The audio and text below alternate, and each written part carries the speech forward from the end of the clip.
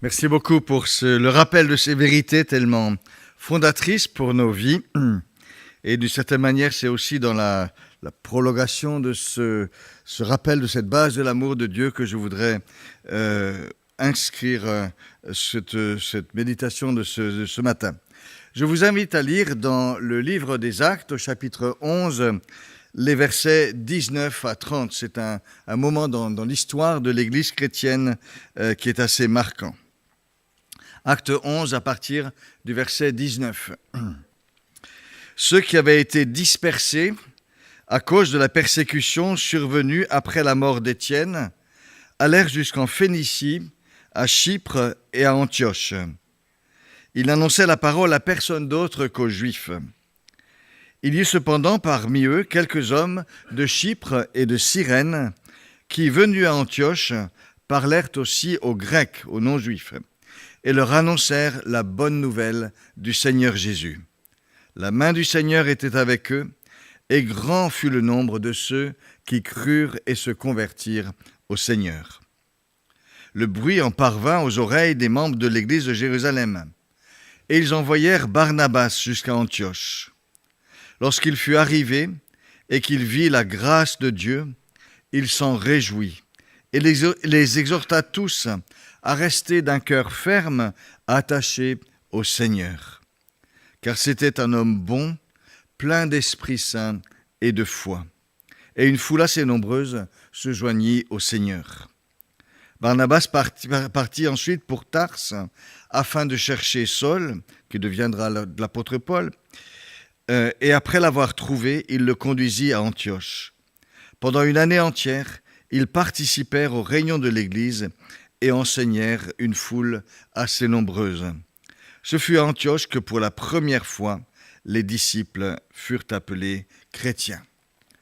Jusqu'ici, notre lecture. En cette période d'été, où l'on prend le temps de flâner, les jeux qui mêlent plaisir et réflexion s'invitent sur nos chaises longues et sur notre serviette de bain. Mots croisés, mots fléchés, sudoku, mots mélangés, anagrammes et d'autres.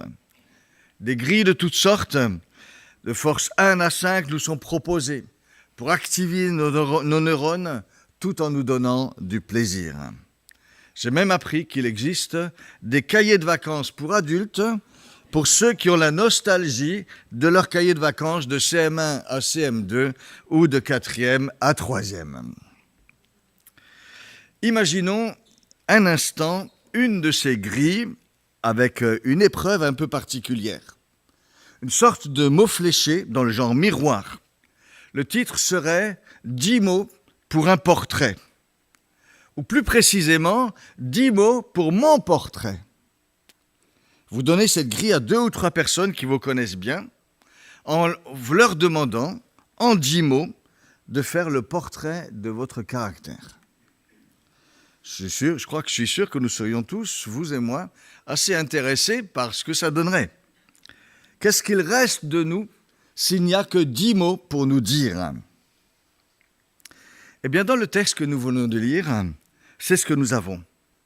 Luc nous livre un portrait en 10 mots d'un chrétien, Barnabas. Un témoignage très positif rendu à ce chrétien très attachant. C'était un homme bon, plein d'Esprit Saint et de foi. Voilà le portrait en 10 mots de cet homme. Voilà le parfum qui restait de Barnabas quand on le connaissait. Voilà la marque qu'il laissait sur son passage. Ce qu'on pouvait dire de lui aussi quand on le connaissait dans la durée. Nous laissons tous, d'une manière ou d'une autre, une marque, la marque de ce que nous sommes, là où nous passons. Et je nous propose donc de réfléchir à cette marque laissée par ce chrétien Barnabas, dont nous avons ici le portrait. Je parle d'un portrait, mais tout commence pour Barnabas par un surnom. Car avant les 10 mots pour dire Barnabas, il y a déjà son nom qui parle de lui. Car Luc nous indique un peu plus tôt que le nom de Barnabas est déjà un portrait de lui. Et pas un portrait par n'importe qui, un portrait qui avait été fait de lui par les apôtres à Jérusalem. Voilà comment cet homme est présenté pour la première fois. Joseph, surnommé Barnabas par les apôtres, ce qui signifie l'homme du réconfort, possédait un champ. Barnabas donc signifie en araméen, la langue courante en Israël, fils d'encouragement, l'homme qui encourage, l'homme de l'encouragement, l'homme du réconfort. Et les apôtres ont remarqué et relevé ce trait de caractère de sa personnalité. Et Luc, avec ses 10 mots, prend le relais et ajoute son propre témoignage. Vous voyez que dans la Bible, il y a vraiment place pour une vraie estime mutuelle et pour le fait de savoir aussi parfois le dire. Qu'a-t-il donc fait pour mériter ce surnom et le commentaire de Luc? En fait, on ne le sait pas. Rien n'est dit. Il n'y a pas d'action particulière qui est rapportée à son propos pour justifier cette estime. Et c'est peut-être utile de le relever. Nous pensons souvent que ce sont les actions d'éclat qui priment dans une vie. Pour être l'homme, la femme, il nous faut être l'homme, la femme d'une grande occasion pour être quelqu'un. Penser comme cela, c'est définir quelqu'un plutôt par le paraître, par l'exceptionnel, par le remarquable. La priorité biblique, elle, se situe du côté de ce que je suis dans la régularité. Ce n'est pas l'exceptionnel qui nous définit, c'est la régularité. Ce n'est pas ce qui se manifeste par un grand coup d'éclat qui compte, mais c'est l'ensemble de mes attitudes. De Barnabas, on pouvait dire, cet homme-là est un homme bon, quelqu'un qui fait du bien, quelqu'un qui encourage. Et ça nous rappelle que nous n'avons pas besoin de l'exploit pour poser des choses qui comptent dans une vie.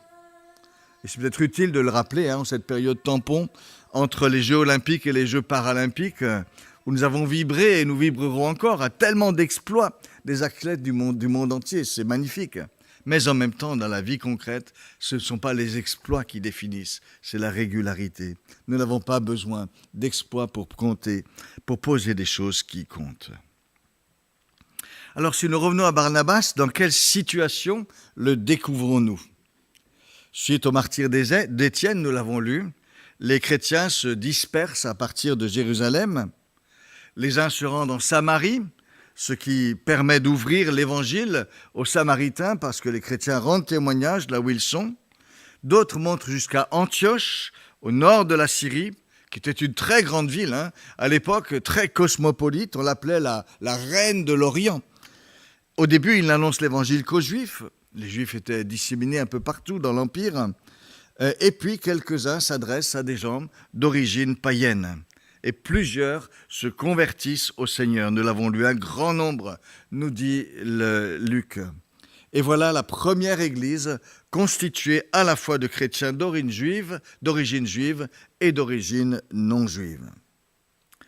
Alors ça nous semble normal, banal à nous, mais à ce moment-là, c'est complètement nouveau. C'est complètement nouveau, c'est un changement total.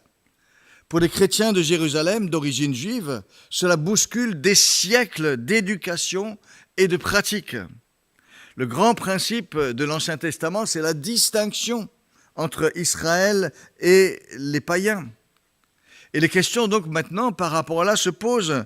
Font-ils partie vraiment, ces non-juifs, du peuple de Dieu à part entière ?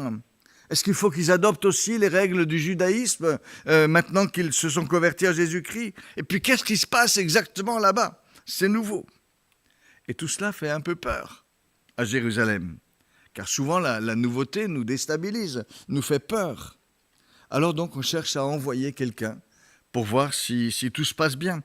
Quelqu'un qui puisse vraiment sentir les choses sur le terrain, qui puisse comprendre, qui puisse analyser, qui puisse guider, qui puisse redresser peut-être. Et donc on choisit Barnabas pour cela. Une mission délicate. Il ne faut pas casser ce qui se fait si c'est bien, mais il ne faut pas non plus laisser se développer quelque chose qui ne serait pas bon. C'est quand même délicat. Et Barnabas sera vraiment l'homme de la situation. Quels sont ses atouts? On aurait pu souligner ses qualités d'intelligence, de discernement, son attachement à la vérité. Elles existaient probablement chez lui. Mais c'est autre chose qui est déterminant pour l'œuvre de Dieu à ce tournant de l'histoire de l'Église. C'était un homme bon, plein d'Esprit Saint et de foi. Les apôtres ont eu la sagesse de ne pas s'arrêter à ce qui se disait sur Antioche. Ils ont voulu être au clair, vraiment, comprendre en toute connaissance de cause. Mais pour cela, ils ont choisi un homme bon, un homme foncièrement positif dans son approche des personnes et des situations. Comme s'il disait, pour y voir clair, il faut examiner toutes choses, oui, mais en sachant aussi faire les hypothèses positives. Et ça nous interroge un petit peu sur nos regards. Quel est notre regard sur les choses, sur les autres ? Notre regard peut être coloré de bien des manières, nous le savons. Il y a des gens qui voient tout en rose, d'autres qui voient tout en gris ou tout en noir, d'autres qui, dès qu'ils sont bousculés, voient rouge, alors que certains, malgré les évidences, n'y voient que du feu. La première chose que relève Luc à propos de Barnabas est son regard sur la situation d'Antioche. Lorsqu'il arriva à Antioche, Barnabas vit la grâce de Dieu. Il y avait certainement bien des choses encore en désordre dans la vie de ces nouveaux convertis. Ils venaient du paganisme. Certains peut-être avaient vécu un peu n'importe comment pendant des années. Ils ignoraient encore bien des choses de la vie chrétienne. Mais tout cela n'a pas voilé la grâce de Dieu à Barnabas. Il a vu que ces personnes avaient été sauvées, que Dieu avait commencé quelque chose dans leur vie. Il a vu probablement la joie dans les yeux de l'un ou l'autre d'avoir rencontré le Christ du salut. Il a vu aussi cette fraternité nouvelle qui se développait là d'une manière nouvelle, unique à Antioche. Parce qu'ils étaient unis à Christ, ces gens d'horizons tellement différents se retrouvaient dans une vraie fraternité. Il a vu cela, la grâce de Dieu à l'œuvre. Il aurait pu voir aussi les soucis qu'allait causer cette situation nouvelle, cette situation inédite. Et c'est sûr qu'il allait falloir réfléchir à plein de choses, intégrer cette nouveauté. Ce qu'il voyait là allait quand même un peu bouleverser la vie des églises. Il faudrait désormais s'ouvrir à ceux que l'on considérait jusque-là un peu comme les autres. Il y avait certainement des chrétiens qui allaient s'opposer à tout ce qui se développait là. Ça ferait peut-être un tollé à Jérusalem parmi les Juifs. Et c'est sur lui Barnabas que reposait la responsabilité de faire le rapport. C'est sa parole qui serait décisive. Il y a là de quoi être paralysé. Mais Barnabas a vu d'abord la grâce de Dieu, ce que Dieu avait fait, ce que Dieu continuerait à faire. C'est d'ailleurs l'attitude que Barnabas avait eue déjà auparavant, et en particulier par rapport à l'apôtre Paul. L'apôtre Paul qui venait de se convertir au Christ après avoir persécuté les chrétiens. Lorsque Paul a tenté de se joindre aux chrétiens à Jérusalem, tous le craignaient. Ils ne croyaient pas qu'il soit vraiment devenu un disciple de Jésus. Ils étaient un peu aveuglés par leur peur, par le poids du passé, par tout ce que Paul avait fait, lui qui avait persécuté des chrétiens, emprisonné des gens. Un seul avait eu un regard différent, Barnabas. Il avait pris le temps d'aller vers Paul, de l'écouter. Il a reçu le témoignage de Paul. Il a pris le temps vraiment de comprendre ce qui s'était passé dans sa vie. Il a vu la grâce de Dieu chez Paul. Et c'est lui ensuite qui s'est levé, qu'il a pris avec lui pour appuyer son témoignage. Il a fallu de l'honnêteté, du courage, pour ne pas se laisser aveugler par la peur. Il a fallu la foi pour donner force à la grâce de Dieu dans la vie de cet homme qui avait persécuté quand même l'Église. Mais Barnabas était comme cela. Il savait voir la grâce de Dieu, la valoriser. Et qu'apprenons-nous ici dans notre texte? C'est que des années après, face à la situation inédite d'Antioche, Barnabas va de nouveau chercher Paul, qui était un petit peu isolé à Tars, sa ville natale. et ensemble, ils ont pu accompagner la nouvelle Église. Barnabas était un homme bon, plein d'Esprit Saint et de foi. Barnabas agira de même plus tard avec Jean, surnommé Marc, qui était son cousin. Paul refusait de le prendre avec lui parce que Jean les avait abandonnés à un moment un peu difficile d'un voyage missionnaire, du premier voyage missionnaire qu'ils avaient fait ensemble. Barnabas, lui, a choisi plutôt que de le laisser, de le prendre avec lui. Il y avait là plus qu'un lien familial. Barnabas voyait encore la grâce de Dieu chez ce jeune homme qui avait défailli. Barnabas était un homme bon, plein d'Esprit Saint et de foi. C'est vraiment remarquable de voir ici, me semble-t-il, combien la bonté qui fait partie du fruit de l'Esprit, la bonté oriente la foi. La bonté oriente la foi. Elle amène à une confiance qui s'investit pour une personne, qui se traduit par des actes en sa faveur. La bonté ici oriente la foi. Comme quoi la foi n'est pas forcément toujours rentre-dedans, elle est aussi douceur, elle est aussi soutien, elle est aussi encouragement. Barnabas, homme bon, rempli d'Esprit Saint et de foi, a vu la grâce de Dieu chez les chrétiens d'Antioche. Le caractère profond d'une personne détermine ce qu'elle voit. Et je dirais qu'un homme rempli du Saint-Esprit verra toujours la grâce de Dieu chez les autres. Et c'est certainement un signe de bonté et une marque de la plénitude de l'Esprit que de voir le meilleur chez les autres et de miser sur ce que Dieu fait en eux, plutôt que de ne voir que le pire ou de s'arrêter au premier accroc. On assimile parfois la bonté à la faiblesse. Il est bon ce qu'il n'ose pas être ferme. Il faut quand même dire au contraire qu'il faut parfois beaucoup de force et de courage pour rester bon, pour continuer à voir la grâce de Dieu, là où bien des raisons pourraient nous aveugler, nous décourager ou fermer notre regard. Être bon, rester bon, demande des fortes dispositions de cœur parfois. Miser sur le bien, malgré les imperfections, ou malgré un passé qui peut devenir une sorte de passif. Faire cela, c'est parfois prendre des risques, et il y faut de la foi, de la volonté pour rester bon. Certes, il faut aussi le courage d'être ferme, là où c'est nécessaire, savoir reprendre ce qui doit l'être, car tout n'est pas acceptable dans ce que l'on voit. Et nous avons le devoir d'être vrai, d'être juste, d'être honnête dans notre regard. Mais là où authentiquement on voit la grâce de Dieu à l'œuvre, il y a un devoir d'ajuster notre regard et nos dispositions. Car on risque autrement de s'opposer à ce que Dieu fait si c'est son œuvre dans une vie ou dans une situation. Quelles ressources pour un regard juste et qui sait rester bon. Barnabas, nous est-il dit, était rempli du Saint-Esprit et de foi. Ce n'était pas juste une simple question de caractère, de bonté naturelle, d'un homme plus simplement positif par lui-même. Dans une situation exigeante, on voit souvent les limites de notre caractère. Mais ici, c'est vraiment l'Esprit Saint qui produisait en Barnabas ce fruit de bonté, cette bienveillance et cette confiance dans l'œuvre de Dieu.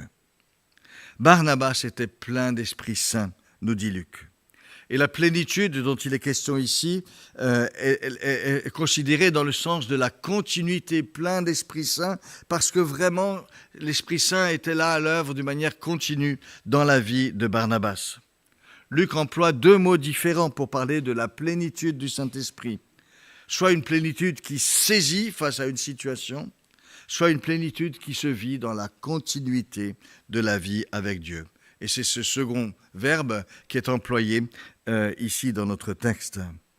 La présence de Dieu en Barnabas était la source renouvelée de la sérénité qui permettait cette bonté. Parce qu'il vivait près de Dieu, parce qu'il était renouvelé par lui comme l'arbre l'est par la sève, cet état d'esprit l'habitait, devenait sien, le caractérisait. Et nous voulons nous aussi nous laisser remplir de jour en jour par la présence et l'action de l'Esprit Saint pour produire de tels fruits de bonté. Plein d'Esprit Saint et de foi. La foi aussi est nécessaire pour éclairer notre regard, car elle permet de voir plus loin. Elle permet d'espérer plutôt que d'enfermer dans le présent. La foi ne méprise pas les petites choses. D'ailleurs, elle ne les appelle pas forcément des petites choses. Elle sait les appeler des petits commencements, pour dire qu'on attend un peu plus par l'action du Seigneur. Barnabas, plein de foi, faisait confiance à Dieu pour les autres et faisait aussi confiance à Dieu pour son œuvre. Fort de cette confiance, il a su rester positif et accompagner, soutenir, là où d'autres auraient peut-être abandonné la partie. Lorsqu'il a vu la grâce de Dieu, Barnabas s'est réjoui. Telle a été immédiatement sa réaction la plus profonde. La joie l'a saisi en voyant ce que Dieu était en train de faire.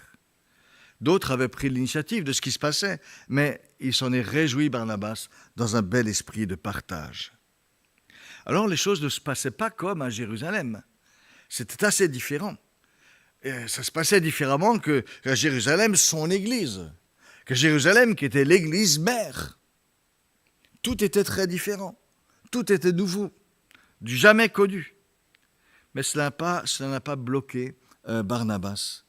Il s'est attaché à ce qui faisait le lien, la grâce de Dieu qui était à l'œuvre. Et les apôtres ont soin de nous dire que cette grâce de Dieu, elle est multiple et variée. L'apôtre Paul parle de la sagesse infiniment variée de Dieu. Pierre nous rappelle que nous sommes intendants de la grâce de Dieu si variée en chacun d'entre nous. Il nous arrive d'être contrariés parce que les choses ne se passent pas comme nous les attendons ou comme nous avons décidé qu'elles doivent se passer ou qu'elles doivent s'organiser. Et parce que nous avons cette grille en tête, nous n'arrivons pas à nous réjouir si quelque chose de différent survient. Le critère de Barnabas était de voir et d'accueillir la grâce de Dieu là où elle se manifestait, comme elle se manifestait. Parfois en phase avec les attentes, les habitudes, parfois de manière différente. La joie de Barnabas n'a pas tourné autour de lui-même, autour de ce qui aurait pu le conforter dans ses propres pensées, ses propres options, ses propres méthodes, ses propres analyses. C'est de la grâce de Dieu qu'il s'est réjoui. Le Seigneur parfois nous surprend dans sa manière de faire, prend des chemins différents du nôtre, utilise des personnes auxquelles nous n'aurions pas pensé, des moyens que nous n'aurions pas choisis. Il nous faut l'accepter, le voir, nous en réjouir comme Barnabas. Un jour, un peu plus tard, l'apôtre Paul se trouvera dans une situation où des hommes prêchaient l'Évangile dans un esprit de concurrence à son égard. Et Paul, lucidement, constate cette chose-là, mais il a ensuite un mot époustouflant. Il dit « qu'importe, de toute manière, que ce soit pour l'apparence ou sincèrement, Christ est annoncé. Et de cela, je m'en réjouis et je m'en réjouirai encore. » Paul savait dire qu'importe par rapport à sa personne, pour donner force à l'œuvre de Dieu envers et contre tout. Un homme bon, rempli du Saint-Esprit et de foi, est toujours heureux lorsque Dieu est à l'œuvre. Il sait attacher son cœur, son regard à ce qui est essentiel. Et je pense que de ce fait, Barnabas aussi a travaillé dans un état d'esprit différent à Antioche. Il a pu aborder les gens et la situation de manière positive et encourageante. Barnabas vit la grâce de Dieu et s'en réjouit, et il les exhorta tous à rester d'un cœur ferme, attaché au Seigneur. Barnabas n'est pas simplement l'homme de l'immédiat, ayant vu la grâce de Dieu, il a le souci qu'elle se développe, qu'elle s'enracine dans la vie des nouveaux convertis d'Antioche. Et c'est ainsi que l'action a pu prendre le relais de la joie de la première découverte. Barnabas n'en est pas resté au bon sentiment, il s'est investi. Il accompagnait véritablement. Un homme bon, plein d'Esprit Saint et de foi, c'est se réjouir, mais aussi s'investir, s'engager avec persévérance. Le fruit de l'Esprit, c'est la foi fidèle, nous dira l'apôtre Paul. Et vous avez peut-être remarqué à quel endroit Luc mentionne que le fait que l'action du Saint-Esprit en Barnabas, c'est pas après avoir dit « il se réjouit », mais après avoir dit « il se réjouit » et les encouragea à rester tous d'un cœur ferme attachés au Seigneur. Car c'était un homme rempli d'Esprit Saint et de foi. Être rempli du Saint-Esprit, c'est aussi avoir le souci du long terme, c'est le favoriser, le souci de l'attachement fidèle au Seigneur et s'engager comme Barnabas pour le favoriser. Quand j'étais en train d'écrire ça, j'ai reçu juste un courriel avec une photo d'un camp de formation qui vient de se terminer juste à la source, et je trouve que c'était une belle illustration. Il y a là vraiment une équipe de pasteurs, Étienne Gournaud, Ruben Andria, Nicolas Robin, David Lag, qui se sont unis pour rassembler des jeunes qui ont envie de grandir dans la foi. Et c'est un camp de formation théologique qui s'est passé là avec beaucoup de joie. Et j'ai trouvé que c'était magnifique comme juste manière de dire oui, le souci du long terme. Mais pensons également à tous les enseignants de l'école du dimanche. Vous travaillez en faisant ça vous participez à ce souci du long terme. Quand on pense à tous les responsables de groupes de jeunes, pour nos jeunes, vous travaillez à ce souci du long terme, cette formation de Christ dans les personnes. Tous ceux qui nous encouragent par la prédication, tous ceux qui écrivent des livres ou les traduisent, tout ça, ça fait partie vraiment de avoir le souci de l'œuvre de Dieu profonde dans les personnes. Barnabas fait cela et il nous encourage à avoir ce souci du long terme. Quel est l'objectif de Barnabas pour ces jeunes convertis d'Antioche? Il les encourage avant tout à rester attachés au Seigneur d'un cœur ferme. Il a eu le souci que ces nouveaux convertis donnent beaucoup d'importance à Jésus dans leur vie. Il voulait vraiment que leur engagement chrétien et leur expérience soient solides et résolus. Et le chemin, c'est l'attachement au Seigneur Jésus. Attaché au Seigneur d'un cœur ferme. Et cet attachement, c'est d'abord un attachement de cœur. Un attachement de cœur au Seigneur Jésus. L'enseignement de Barnabas a commencé par parler du Seigneur Jésus, de Jésus lui-même. Il n'a pas commencé à dire à ses chrétiens tout ce qu'ils devaient faire ou tout ce qu'ils devaient être. Il a commencé par leur dépeindre celui à qui ils devaient tout, en vue d'un attachement de cœur profond. Et la foi chrétienne, il faut le rappeler, c'est d'abord un attachement de cœur au Seigneur Jésus. Le Christ a tout quitté pour nous. Il a vécu notre vie. Il s'est donné pour nous. Il est mort pour nous. Il est ressuscité pour nous. S'attacher au Seigneur, c'est l'aimer vraiment pour tout cela. L'aimer vraiment. Méditer, repasser ça dans notre cœur. Ne pas employer simplement des formules pour dire oui, c'est comme ça. Mais vraiment nous laisser saisir profondément par cela. Nous laisser pénétrer par ce qu'il a fait pour nous. Il les exhorta à rester attachés au Seigneur d'un cœur ferme. Cet attachement est aussi une relation de tous les jours. Vivre près du Seigneur, lui parler par la prière, quand ça va mal, quand ça va bien. Seigneur, que veux-tu que je fasse ici, maintenant ? Seigneur, comment réagir d'une manière qui te plaise, qui t'honore, là, maintenant, face à ce que je connais. Seigneur, je veux marcher dans tes voies. Je veux que quelque chose de toi se voie dans ma vie. C'est ça aussi, être attaché d'un cœur ferme au Seigneur Jésus. Et puis rester attaché au Seigneur, c'est aussi une belle espérance. Savoir que même si on est jeune dans la foi, mais aussi plus tard, on peut vraiment s'accrocher au Seigneur. On peut vraiment s'attendre à lui, compter sur lui, car il est là pour nous relever, nous accompagner, agir en nous, agir pour nous, nous prendre par la main pour nous soutenir fidèlement et jusqu'au bout. il exhorta les chrétiens donc à rester attachés au Seigneur d'un cœur ferme. Et nous voulons recevoir aussi tout à nouveau cette belle vision de la vie chrétienne, l'attachement au Seigneur Jésus. Ce qui fait du bien, c'est de découvrir dans la suite du récit combien ces jeunes chrétiens d'Antioche ont tenu le coup. L'église d'Antioche est devenue une église forte, même une église missionnaire.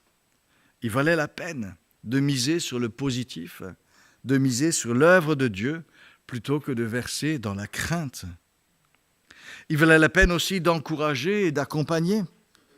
Car une chose remarquable s'est passée à Antioche, et Luc le souligne, pour la première fois, on a donné aux disciples de Jésus le nom de chrétien. Le nom de chrétien. Qu'est-ce que ça veut dire un chrétien? C'est quelqu'un du Christ. Et c'est magnifique de dire que c'est le nom qu'on a donné. Nous, c'est hyper banal de parler des chrétiens. Pour la première fois, on a appelé ces disciples de Jésus des chrétiens. Et ce n'est pas eux-mêmes qui sont désignés comme ça. C'est les autres qui les ont désignés. Ah, ça, c'est des gens du Christ. On a vu quelque chose de Jésus chez eux. C'est magnifique, hein? Et c'est vraiment aussi tout un beau programme pour nous de bien vivre, de bien honorer ce nom de chrétien qui nous rappelle le Christ et que nous lui appartenons. Oui, ça valait la peine d'encourager, d'accompagner. Au départ, qu'y a-t-il eu?